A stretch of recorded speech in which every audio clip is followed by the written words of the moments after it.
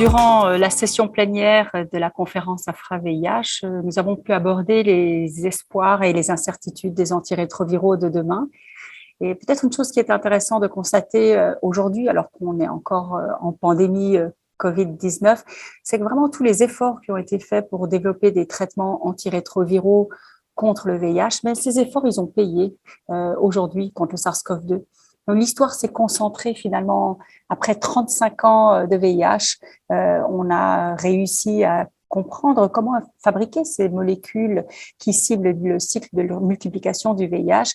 Et c'est avec la connaissance fine de ce cycle de multiplication du VIH qu'on a pu développer si rapidement des médicaments contre le Covid-19.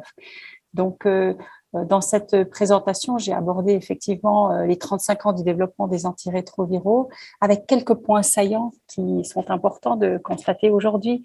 En quoi l'histoire des antirétroviraux est intéressante aujourd'hui? Bien, on peut dire que dans les nouveautés, on a sur le marché aujourd'hui une première génération de médicaments antirétroviraux à longue durée d'action. Donc ça, c'est quand même quelque chose d'extrêmement important.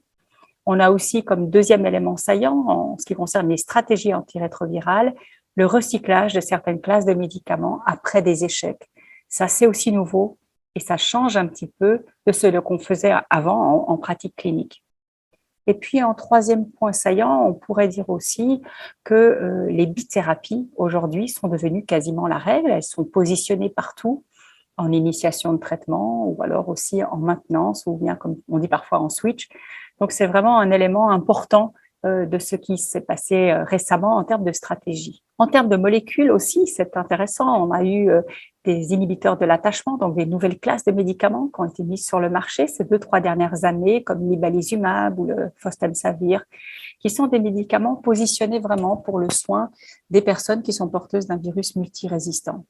Et puis, à l'autre bout de ce spectre, si je peux dire, on a aussi des molécules qui ont été développées, non pas en termes de molécules, mais en termes de galéniques, c'est-à-dire qu'on peut utiliser certaines molécules bien connues pour les adultes, comme le dolutegravir, pour des enfants, voire même des tout petits enfants, des nouveau-nés, puisqu'on a maintenant validé sur le marché le dolutegravir qui est accessible à des enfants de moins de 3 ou 4 kilos. Donc, c'est vraiment quelque chose de nouveau et d'important dans l'ensemble de ces médicaments antirétroviraux qui sont disponibles actuellement.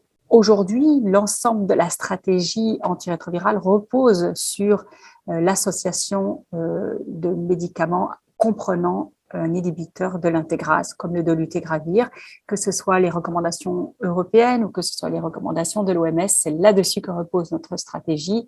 Ça fonctionne bien et c'est vrai que c'est une stratégie qui a montré son succès en termes aussi d'accès universel puisque on peut proposer de cette même stratégie, que ce soit pour des personnes qui ont des comorbidités, qui sont infectées par la tuberculose, par l'hépatite ou des enfants, des femmes en âge de procréer, etc. Donc, c'est vraiment très intéressant. Faut-il alors développer d'autres molécules?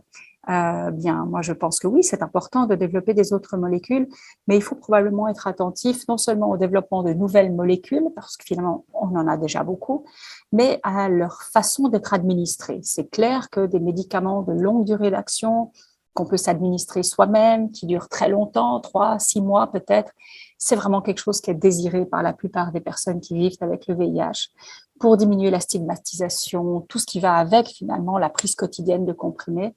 Et je crois qu'il faut absolument progresser dans les galéniques dont nous avons que nous avons à disposition. Donc ça, c'est quelque chose qui me tient beaucoup à cœur.